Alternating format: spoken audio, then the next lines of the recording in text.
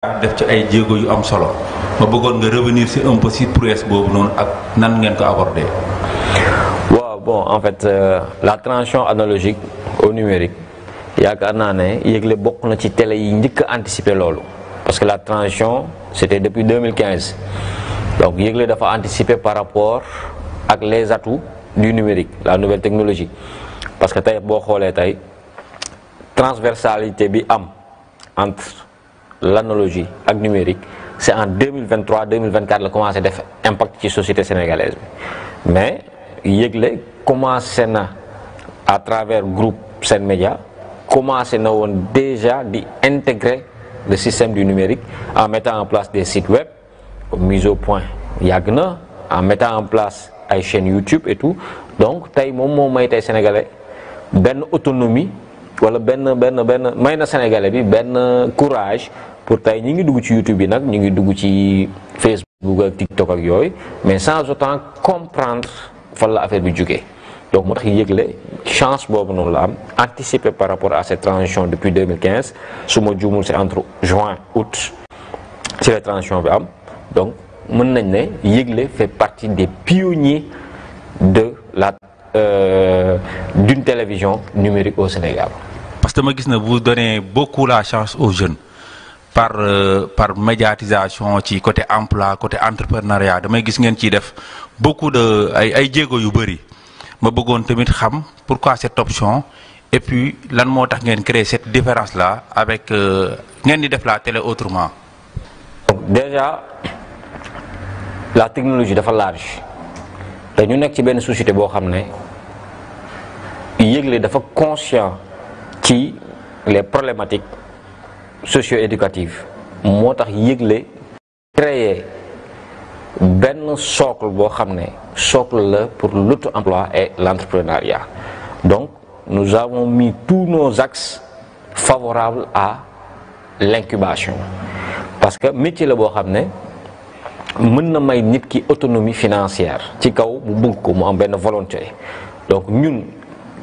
xam-xam bi ñu yàlla may par rapport ak personnel qualifié bi yëgle am ça nous permet aujourd'hui de donner la chance à ces jeunes-là ñu mën a intégrer aujourd'hui le système numérique maanaam une télévision numérique fii nañ leen di former ñu bëri à la base c'était pas des personnes spécialisées dans le domaine muy caméra muy photographie muy tout mais fii ñun suñu objectif suñu sacerdoce wala peut-être suñu principe mooy ko ne tout le monde touche tout ça veut dire que le photographe est en même temps le cadreur le régisseur le présentateur etc. ça veut dire que on fait de sorte que ne tey ku fiy génnaat aussi foo mun ci dem tu es en mesure d'effectuer toutes sortes de missions audiovisuelles communication. J'ai vu que l'investissement est colossal mais li ma jaaxal xaw ma ndax paradoxe la wala ndax choix la ci yéen par rapport ak l'investissement colossal bi ngeen def débu leen di jële ay des stars de télévision wala des professionnels da ngeen préférer miser ci ay jeunes jël leen de 0 à héros li gars yi di wax. li jot a comprendre mooy sa première question moom mooy résoudre équation bi ak le pourquoi de notre investissement quand on parle de transition analogique au numérique 2015 la télé ba mu commencé exister Sénégal kañ la yàgg na donc est-ce que la transition impérativement day suivre ñi nga xam ne ñoom ñoo créé woon une télévision en 1960 jusqu'en 2015 donc depuis 2016 nouvelle charge mooy am sur le plan de l'audiovisuel ça veut dire que tey les caméras ne sont plus les mêmes là on parle de caméras hybrides on parle de MacBook on parle d'autres logiciels mais ñooñu tey jeunesse bi ñoom ñoo am possibilité effective pour mën a gérer matériel yooyu ak appareil bi donc ce qui justifie aujourd'hui suñu lourd investissement ça veut dire que pour être en toute compatibilité et en toute conformité par rapport ak suñu ligne éditoriale par rapport ak suñu cahier de charge mooy lan l'incubation une télévision numérique une télévision qui nous permet aujourd'hui de diversifier les expressions maanaam une expression plurielle télévision éducative télévision boo xam ne aujourd'hui ça nous permet d'avoir benn banque d'emploi lu ñuy woowe ñun la BE une télévision qui nous permet aujourd'hui de se connecter avec tout le monde entier sur le plan de l'auto-emploi, du tourisme, le développement, l'écologie, whatever. Mais l'essentiel, moi, tout ce que nous avons misé comme investissement, c'est un rapport parallèle avec nos objectifs. Raison pour laquelle télé, nous considérons comme des façons à star. Télé, nous avons de sorte que nous une star amna ci télé. Nous lu ñu gëm mooy que ne suñu ne télé développement mooy comment aujourd'hui on peut soutenir, on peut aider à chacun d'entre nous suba nga mën a créer sa bopp une bonne télévision avec les techniques appropriées pour mën a développer sa bopp. Ça veut dire que tey la transition nous a permis de non seulement investir en matériel mais aussi de pouvoir mieux former et mieux gérer l'avenir de l'audiovisuel. Benen point bi nga xamantene aussi gis naa ko c'est par rapport à votre programme. Bon, gis naa ne Yegle TV, vous étiez dans YouTube. Bon, vous êtes toujours dans YouTube, mais vous avez ajouté aussi une entrée au niveau de la TNT. Mais programme bi ma gis, man gis naa ne vous dépassez la TNT. Ce n'est pas pour du tout le TNT, mais programme bi ma fi gis, je pense que Yegle am na feneen fu ngeen bëgg a teg seen tànk. Ma bëggoon nga wax ma fan la Yegle bëgg a teg tànkam. Voilà, déjà donc de saluer téléspectateurs yi nekk ci télévision numérique terrestre bi di saluer aussi suñu abonnés yi nekk ci chaîne YouTube yi ñu ñuy suivre à travers suñu followers yëpp ci réseaux sociaux yëpp. Mais juste pour dire que ñun suñu objectif majeur c'est de nous faire entendre à travers le monde. Ça veut dire que suñu objectif c'est yamul rek Sénégal. Suñu objectif c'est que le monde extérieur découvrir à travers Yegle découvrir lan mooy Sénégal. Donc ñun dina jafe ci ñenn ñi ñu am même logique bi mais ñun le temps qu'il faudra ñun suñu objectif c'est une extension internationale parce que dimension boobu noonu moom moo mën a justifier encore de nouveau suñuy investissement suñu temps de patience ak suñu incubation parce que yooyu yëpp moom mooy profil yi nga xam ne moom moo ñuy suivre à ce que ñu atteindre objectif bi nga xam ne mooy Sénégal Yegle TV moom moo koy porté. Mais est-ce que le international boobu du ngeen gën a miser aussi ci introduire yeneen langues yi parce que gis naa ne tey émission yu bëri en wolof la est-ce que tey yéen a ngi xalaat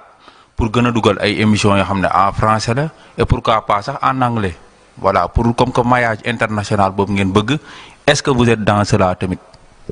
boo xoolee ci année bi ñuy génn nii muy 2024 on a travaillé sur benn perspective bi nga xam ne tey pour 2025 là c'est par rapport à nos programmes tey boo xoolee suñu émission yu ñuy am yëpp wala yu ñuy amal yëpp ci langue internationale la ak langue nationale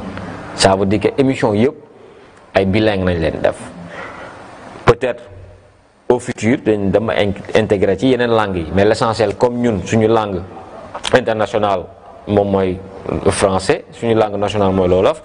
mais boo xoolee suñu 80% de nos émissions ay turu nasaraan nañu am tey par exemple quand on parle de parole d'expert c'est une émission boo xam ne tey mi ngi jëriñ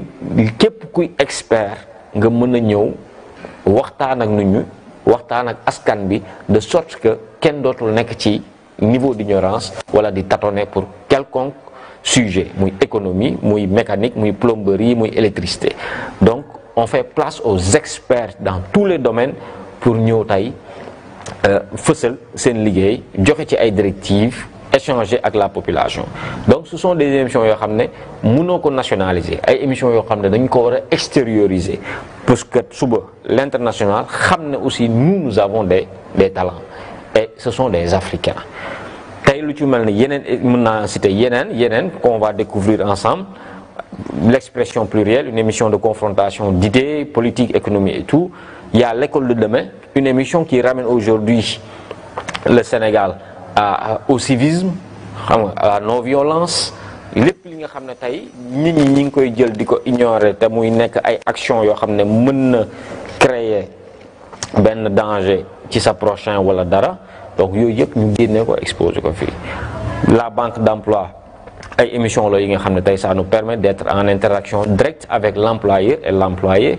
xam nga donc mieux être une émission boo xam ne c'est par rapport à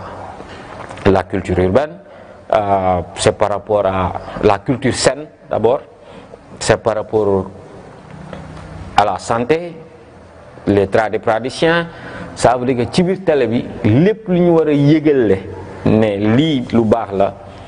donc ñun façonné nañ ko de sorte que ne ñun sénégalais yi mën nañ ko seetaan mais international aussi tamit dinañ ko mën a seetaan. ci sa question bi par rapport ak les capacités techniques yi yëgle am yëgle du ma ne fait partie mais yëgle sax dafa anticiper sur extension régionale am parce que tey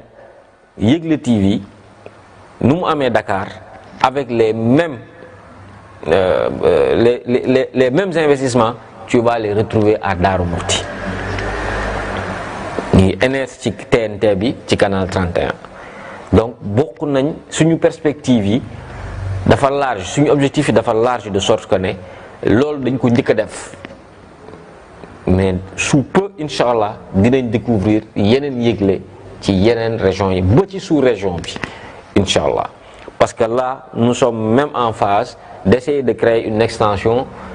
à l'international, plus précisément en Europe. Ñu ngi nekk di liggéey ci une extension boo xam ne dinañu permettre ñu am lu ñu amee fii plateau émission yi par rapport à la réalité sénégalaise noonu nañuy amee par rapport à la réalité du diaspora bi fële na la en Europe incha allah. parce que monde bi foofu la jëm parce que on est dans un village planétaire te voilà li gën moom mooy ñu fexe fédérer les cultures pour mën a am vraiment liñ bëgg. mais beneen point bi aussi bi nga xamante ne aussi ça me semble intéressant parce que milieu de la presse gis nañ ne voilà métti na trop temps yi depuis l'arrivée du nouveau régime voilà je ne sais pas si il y a une dent que le nouveau régime a vis-à-vis de la presse mais ñun ñi nga xamante ne on a été là-bas gis nañ que ne vraiment yëgle a toujours ouvert ses portes à parti politique yëpp bépp parti politique de toute obédience ñëw nga fii nga délivrer sa message mën nañ ne sax opposition bi fi nekkoon nga xam ne tey ñoom ñoo fi toog ñoom ñoo doon gën a ñëw yëgle TV di wax seen programme voilà mais on a vu que vraiment bu ñu demee tey bay remettre en question l'existence de yëgle TV bon loolu ñun dañ ci daf ñu jaaxal ñun ñu fekkee parce que gis nañ ne vous êtes un centre incubateur. Vous créez de l'emploi, vous créez de la plus-value, vous avez ratifié des accords avec ARTP, avec la TNT, voilà. Beaucoup mena Babacar Diagne ñëw fii nii Babacar Diagne c'est l'État ah Babacar Diagne ñëw fii ak ñeneen ku ci mel ne l'illustre Mahammed Boun Abdallah Dionne ñëw fii mais bu demee ba naan ndax yëgle existé na wala existé wul. loolu leen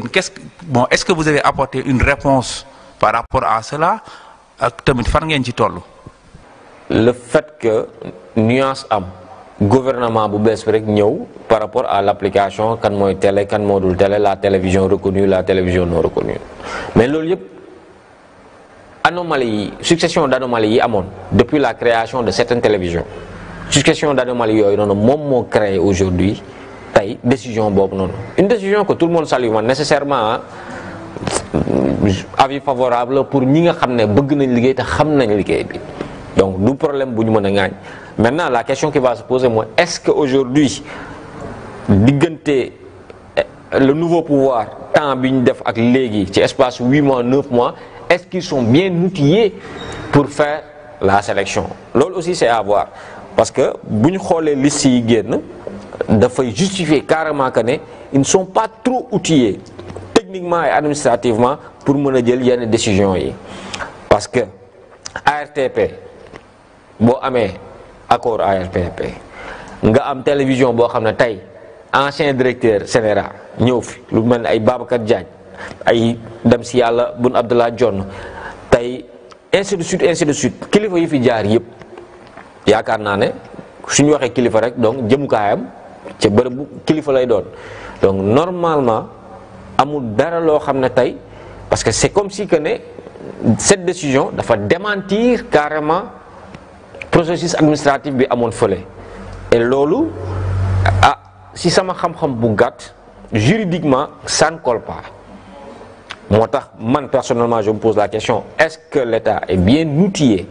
pour pouvoir faire cette sélection par rapport aux médias?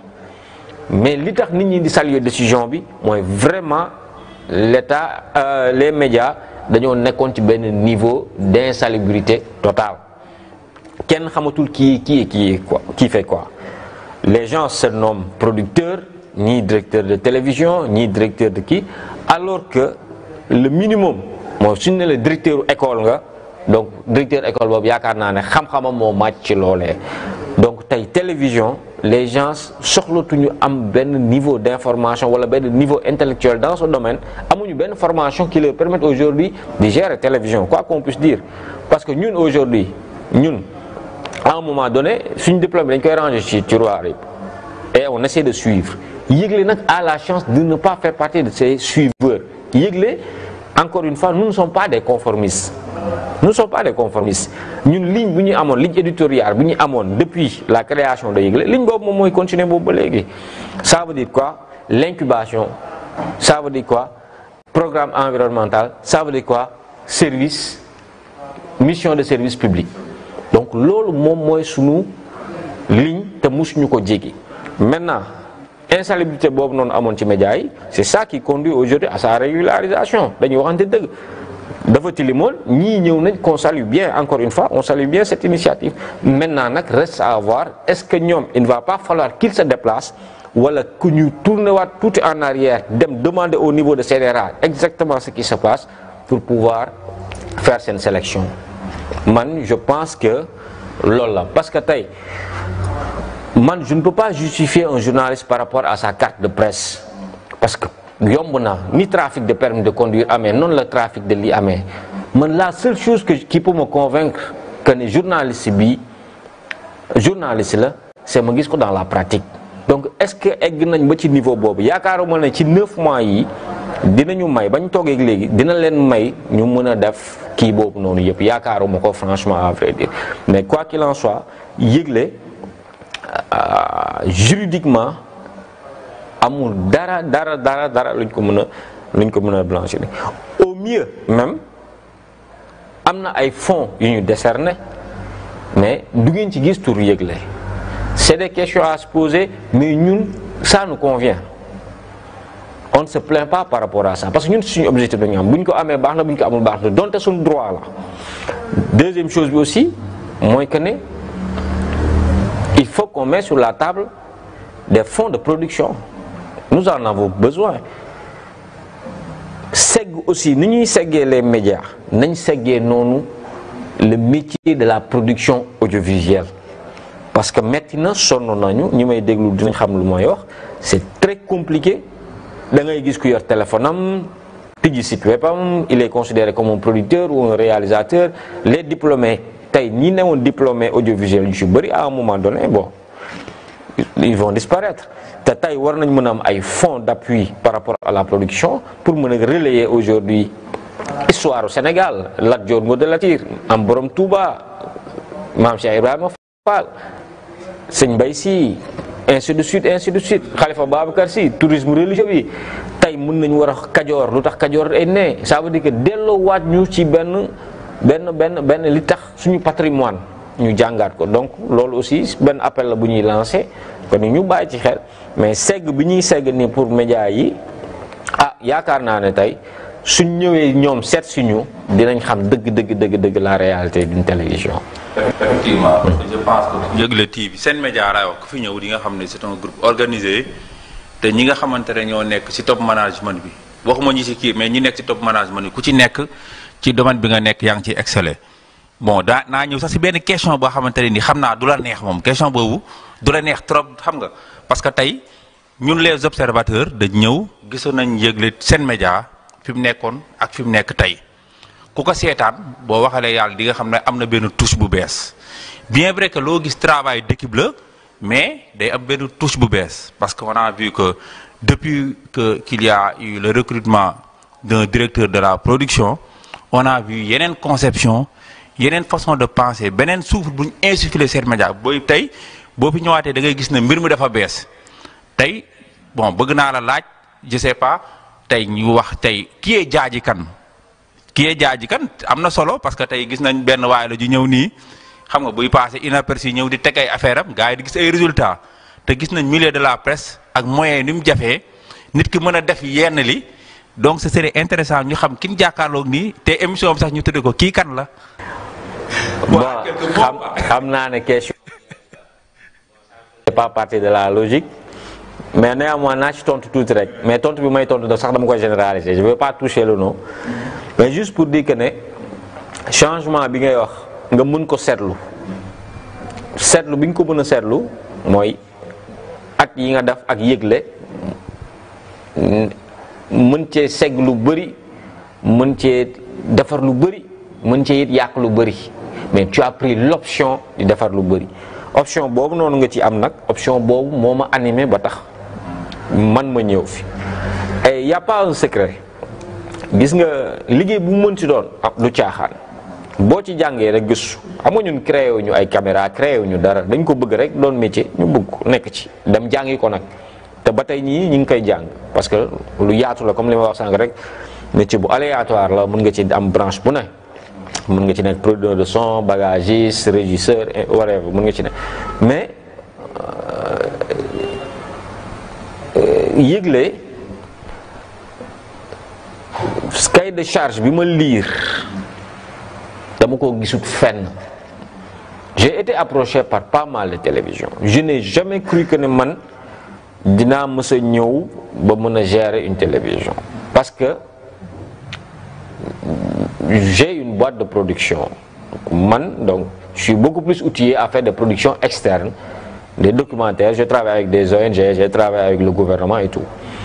mais bañ ma invité à visiter yëgle ba mu ñëw itam jàkkaarloog kilifa yi ñu toog waxtaan ak man ma fekk fi quelqu'un aussi boo xam ne wala ñaari nit yoo xam ne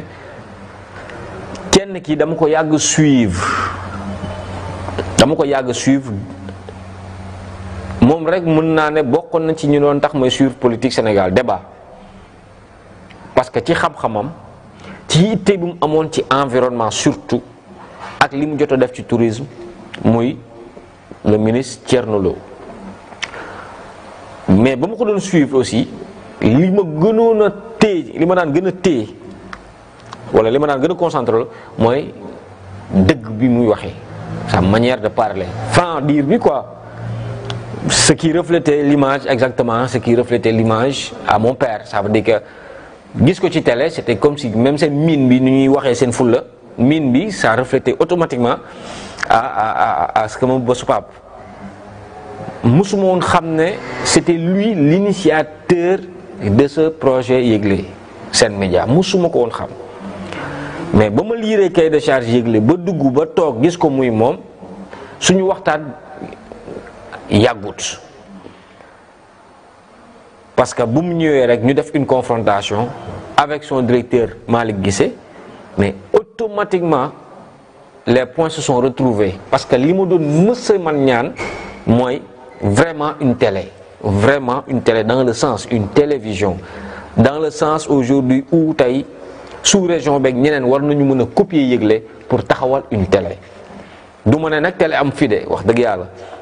mais cahier de charge bi ma gis yëgle am ko gisuma ko kenn gisuma ko fenn donc j'ai préféré m'engager j'ai préféré aujourd'hui servir pour parce que servir yëgle man pour man c'est servir mon peuple les jeunes que j'ai eu à former lenn laa leen desal mooy former seeni morom ba seen morom raw leen donc tey loolu yëpp yëgle moo ma may tey la possibilité de le faire donc pour dire que ne il y a rien de compliqué télé c'est une confrontation d'idées man je suis entouré li yombal liggéey bi ba tax peut-être changement ba feeñ je suis entouré des ay macha allah ay professionnels ay borom xam-xam ci lépp nag rawatina nag ma am une équipe très jeune ñoo xam ne lépp lu ñu xam fii nañ ko jàngee mais disponible nangu déglu am capacité d'écoute ba pare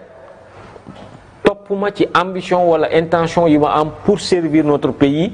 parce que man dama jàpp ne ñun fii yëgle nous sommes au palais il y a un président, il y a un premier ministre et on doit diriger. Jub-jubal jubanti bu ñuy wax ñun déjà dañ ko def approprié fii ñu nekk nii donc raison pour laquelle tey jeunes yi fi nekk entouré ma boo fi duggoon visiter tu vas voir l'effectif et tu vas te poser la question mais comment ils font pour réaliser genre vidéo yi genre animation yi genre te lépp fii nañ ko jàngee amaana lépp fii nañ ko jàngee donc tey bon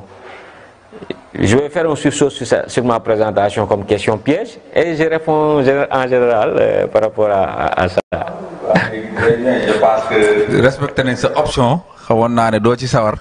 mais bon toujours est-il dana ci baax quoi peut-être man beneen jour bu ma toog bu Malick bi sa toogee moom il va parler de Diadji Kane je pense que boobu mooy gën quoi léegi bon je pense que mën nañ boo ñu mënee jox sa mot de la fin. Par rapport ak les auditeurs les téléspectateurs les lecteurs du groupe Sen Média lan nga leen di wax yan surprise nga leen di réserver pour 2025 avant ngay décliner ce programme bi nga won leen ko incha allah. D'abord damay souhaiter bonne heureuse année à tout le personnel de Yegle de ñaanal jàmm yàlla musal leen muccal leen lu ñu jublu suñu borom may ñu ci ndam. yàlla may ñu gudd fantal ba ñu fekkee ko di ñaanal sumay waajur sama soxna ak ma petite princesse di ñaanal ñëpp ñi nga xam ne tey yàlla dafa ñuy samay collaborateurs it li ma am yéene ci sama xol ñu bokk ko ci ñu fekkee lépp donc di ñaanal ñëpp jàmm Yegle aussi ngeen xaar ko ci 2025 bi parce que nous avons l'objectif aujourd'hui d'étendre notre passion, notre mission au-delà même des frontières du Sénégal. Raison pour laquelle ñu tegal leen ay perspectives yi nga xam ne allant du mois de janvier ba mois d'avril lépp luy programme boo xam ne képp ku conscient wala képp ki nga xam ne tey consommateur nga muy consommateur d'information muy consommateur culturel muy consommateur whatever boo mun ci doon Yegle bàyyi na cëram jox la ko tegal la fi ay plateau yoo nga xam ne tegal la fi ay émissions yi nga xam ne ku bëgg xëy muy jeunesse bi surtout dañoo concentrer suñu perspective sur la jeunesse sur l'auto-emploi et l'entrepreneuriat sur l'éducation sur la santé ak l'environnement ñeent poñ yi bokk na ci point focus su perspective 2025 yu Yegle yi bëgg nañ tey ku bëgg xëy boo jàppee Yegle matin diggante 8h ba 10h am na rubrique BE la banque d'emploi képp ki nga xam ne yor nga sa téléphone am connexion boo duggee mën nga xam fu xëy am fa ngay déposer sa CV et on va t'aider encore plus mooy on va créer le site en parallèle pour être l'interlocuteur entre l'employeur et l'employé bëgg nañ ko feebar faju dinañ dem seeti ji médecin yi directement fa ñu ne ñu wax ñu jàngoro bi la koy saafara la koy causé ak tradipraticiens yi aussi dinañ fexe ba xool comment on peut faire pour impliquer toute la population ñu xam l'éducation on va essayer de remettre aujourd'hui les compteurs à zéro par rapport au civisme maanaam tey bàyyi ñu sax xale yi ci suñuy émission ci moyen âge yi petit âge yooyu bàyyiwuñu ci kenn il y a des émissions conçues pour ñoom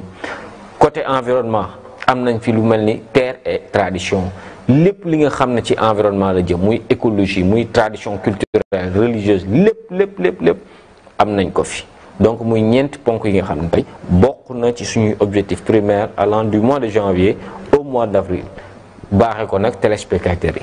ay plateau open ay plateau de confrontation lu mel ni parole d'experts yi waxoon naa ko ci njëlbeen lu mel ni expression plurielle dina ñëwaat et aussi dinañ ñëwaat ci surtout question bi mu doon posé analogique ak numérique bi maanaam des émissions sur la technologie muy émission bu ñu am fii am nañ ko mise au point yoo xam ne mi ngi fii am nañ fi voilà am nañ fi panoplie d'émissions yoo xam ne tey mën nañ ko génne am nañ fi émission freelance ay émissions yoo xam ne pour jaaykat yi ci mbedd bi affaire yooyu seen espace de vie soxla nañ pour nit ñi xam ko artistes yi aussi nous sommes prêts à faire la promotion des jeunes talents fii par rapport à certains plateaux que nous savons donc bëri na daal bëri na macha allah Donc juste que j'ai un peu trop développé dans ce sens, mais bon, di remercier ñëpp, di wax aussi gàcce gàllama, di féliciter aussi le président directeur général monsieur Thierno Lo. Merci pour votre confiance. Di féliciter aussi son directeur général du groupe Sen Média. Di féliciter aussi tamit surtout mention spéciale ak waa Yëgle Daaru Musi bu nga xam ne moom mooy premier